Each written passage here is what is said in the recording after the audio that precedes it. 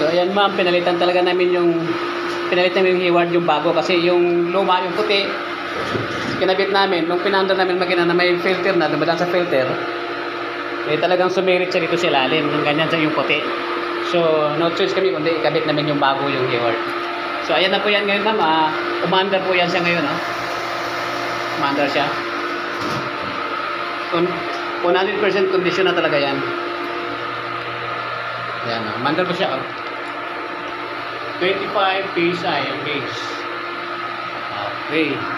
Bago na po yan, ma'am. Thank you. Ito pala yung puti, yung ano, kinabit namin kanina na sumirit. Ayan, oh. Nung kinabit na namin na may filter na, doon sa filter, dito na, sa pinakalalim. Yan. Dito na tumatagas. Kaya, no choice, kundi ikabit namin yung bago na Hayward. Okay, thank you.